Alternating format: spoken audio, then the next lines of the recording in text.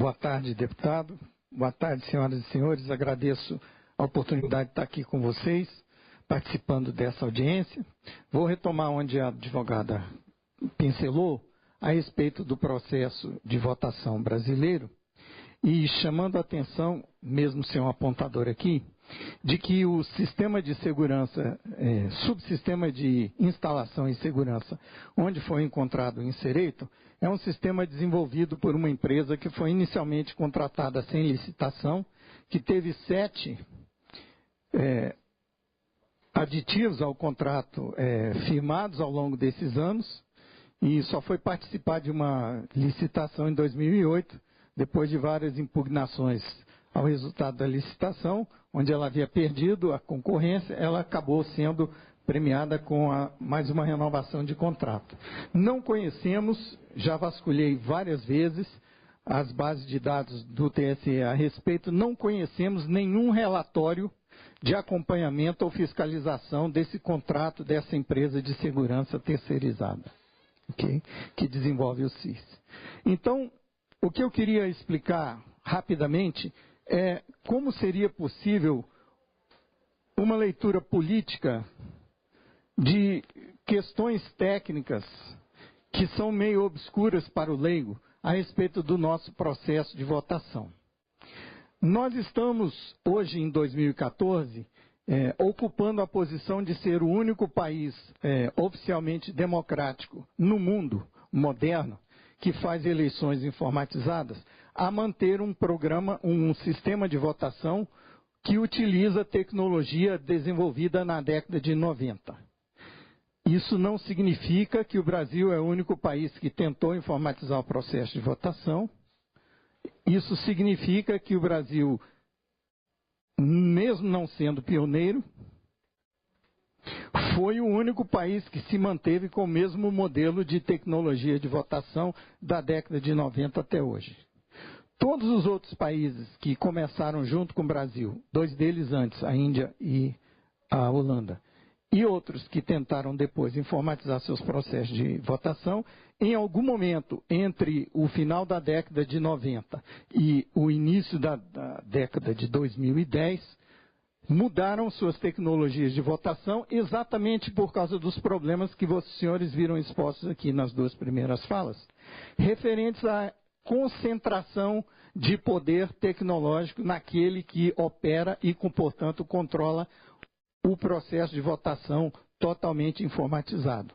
Um processo de votação que é totalmente informatizado, ele traz algumas características que parecem vantajosas ao processo de votação, como rapidez de apuração e dificuldade de manipulação por varejo do processo de contagem, né, externos, mas ele concentra, ao mesmo tempo, como contrapartida, a possibilidade de manipulação indevida na mão daqueles que operam e desenvolvem o sistema. E isso, essa contrapartida, vocês nunca verão na propaganda oficial a respeito. Em decorrência, a partir da escolha da tecnologia, tendo como norte, ou tendo como guia, ou tendo como princípio de escolha as características que permitem ou não um controle difuso e público do processo de votação em si, né? O sistema pode ser construído em volta da escolha tecnológica. Então, para os senhores terem uma ideia, não é verdade que o Brasil foi o primeiro a fazer a votação eletrônica totalmente informatizada, né? A Holanda e a Índia tentaram, 91 e 92. A Holanda abandonou logo em seguida, justamente por perceberem que o processo de votação totalmente informatizado não permite auditoria externa por parte de eleitores que não precisam ter um PhD em ciência da computação para poder se verificarem por conta própria de que o processo de apuração e de votação correu conforme previsto. E na Índia, última companheira do Brasil em usar modelos de primeira geração, em seu sistema de votação, abandonou o sistema de votação de primeira geração em 2013 por uma decisão da Corte Suprema. A vantagem da Índia em relação ao Brasil é que lá não são os juízes da Corte Suprema que controlam o sistema de votação. Então, lá foi possível que a Corte Suprema declarasse, numa sentença inconstitucional, um sistema de votação que não permite recontagem e auditoria por parte de cidadãos comuns. Aqui temos exemplos de sistemas de segunda geração, como os adotados na Venezuela e no México no meio da década de 2000 e no Brasil por iniciativa de parlamentares a partir do escândalo do painel do Senado. Um projeto de lei que reintroduziria o voto impresso, transformando o nosso sistema de votação adaptado para gerar trilha de auditoria, né? Foi sepultado por um projeto de lei em 2003 que introduziu o tal do registro digital do voto, que o professor Diego Aranha mostrou em 2012 serve apenas para permitir a quebra do sigilo do voto, né? Ele não tem nenhuma utilidade técnica para auditoria ou fiscalização.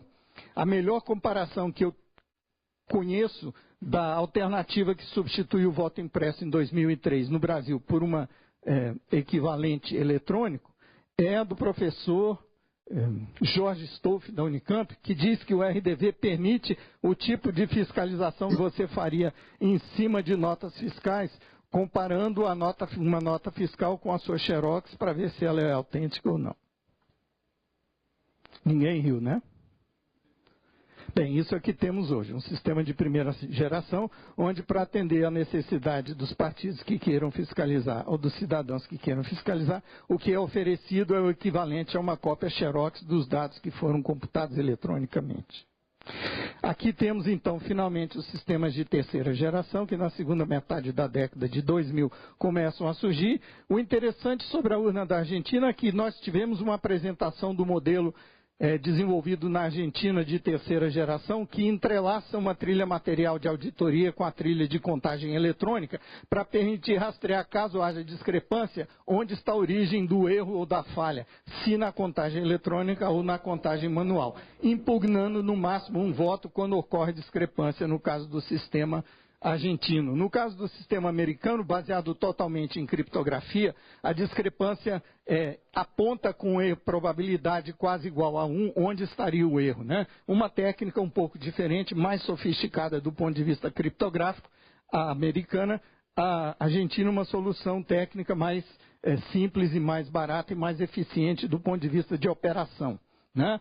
Conhecendo o engenheiro que desenvolveu o sistema da Argentina, ele nos contou que ele desenvolveu o sistema dele a partir do conhecimento que ele teve do relatório de um seminário feito na Câmara em 2002, por iniciativa do deputado Leonel Brizola, na época, né?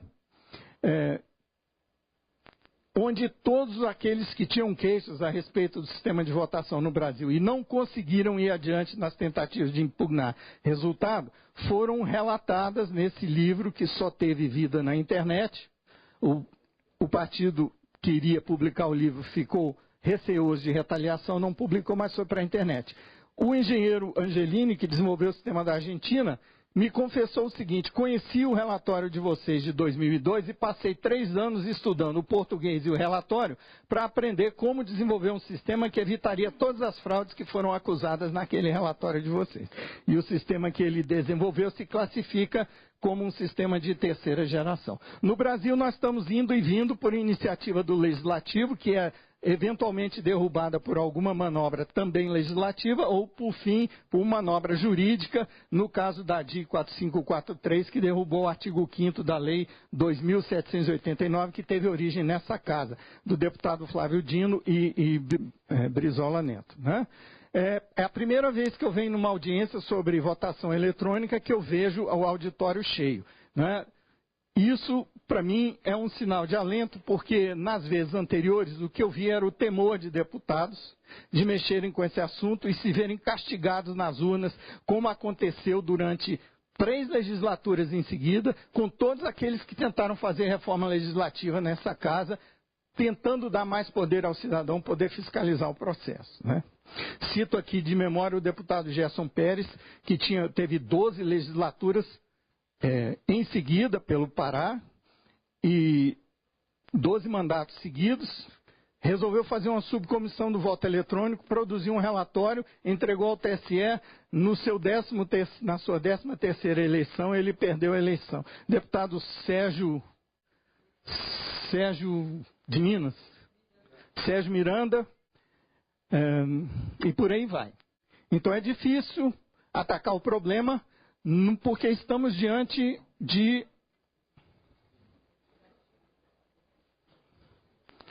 um problema institucional.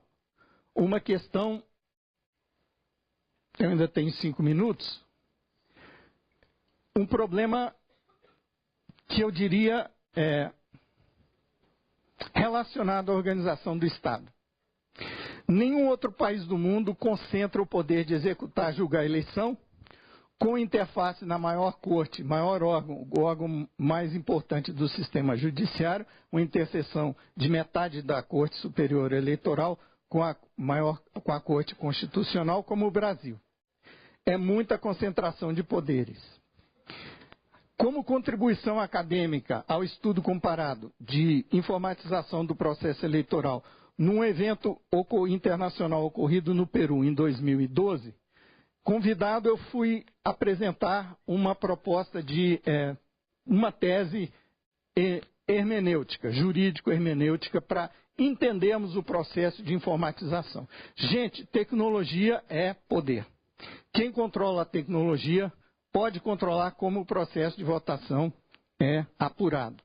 Então, o que vemos observando no mundo, quais os rumos que os processos de informatização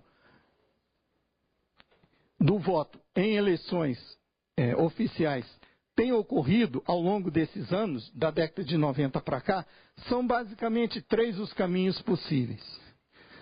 A tecnologia, como fim em si mesmo, é o rumo que é tomado naquelas democracias onde o administrador do processo eleitoral dirige a reforma normativa, cujos efeitos, ao fim e ao cabo, lhe concentram mais poderes.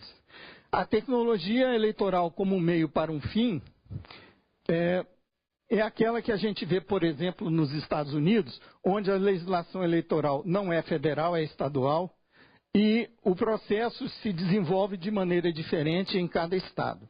Como resultado, nos Estados Unidos, hoje, 70% do eleitorado americano vota com o direito de recontar em registro material o seu voto, seja em voto escaneado ou em voto impresso. Apenas 30% dos estados ainda conseguem manter seus sistemas totalmente eletrônicos ou totalmente manuais. E em países como a Alemanha ou a França, por exemplo, onde são os municípios na França que têm o direito de escolher suas tecnologias de votação, apenas 3% dos municípios na França têm votação eletrônica com registro material escaneado. Os outros todos são votação manual com urna de acrílico, né? Onde a apuração é feita na sessão eleitoral e a totalização, como é feita no Uruguai, tem 2 etapas. Uma rápida para dar um resultado inicial, quando não há muita paridade entre candidatos, e uma apuração definitiva oficial, com todos os cuidados de rastrear a fiscalização do processo de apuração a partir daí. A transmissão para votação rápida é feita de forma eletrônica, mas a validação do que foi totalizado numa primeira etapa, para divulgação dos resultados imediatos, é feita ao longo de uma semana em que o resultado é validado pelo rastreamento da transmissão dos boletins de urna. Assim é feito no Uruguai e na França, com apuração na sessão eleitoral. A infelicidade nossa é que nós somos adestrados pela propaganda eleitoral a entendermos votação como videogame, e o eleitor agora não se vê mais no papel de fiscal do processo de votação. Isso é um desserviço, porque a democracia perde com isso. O eleitor deve participar da fiscalização, porque não há tecnologia que torne o processo de votação seguro se o eleitor não estiver disposto a participar do processo de votação. Não há mágica em tecnologia para resolver esse problema. Bem, para os senhores terem uma ideia em que situação estamos, existe um artigo numa lei ordinária que permite ao TSE editar resoluções que têm a mesma força de lei que uma lei ordinária aprovada nessa casa. Foi com base nesse artigo, que eu desisti de recorrer ao Supremo do meu pedido de dispensa de entregar dados biométricos, porque o verdadeiro motivo técnico para se usar a identificação biométrica que eu entendo no processo de votação não é melhorar a qualidade da identificação do eleitor. Para que serve essa base de dados? Nós temos visto aí no noticiário que ela tem outras utilidades muito mais rentáveis do ponto de vista político do que simplesmente ajudar a identificar eleitor no processo de votação. Não fiz a impugnação na terceira instância, na última instância, não fiz o pedido de reconsideração da negativa de me dispensarem da entrega de dados biométricos, porque não poderia contar com a manutenção dos meus direitos enquanto estava recorrendo por força desse artigo. E é com base nesse artigo, que várias leis, como por exemplo a do cadastro eleitoral, estão sendo atropeladas por resoluções. Então essa casa tem muito a pensar a respeito do que fazer diante da situação que está sendo colocada aqui. Eu acho que meu tempo já esgotou, então eu agradeço a atenção de vocês. Muito obrigado.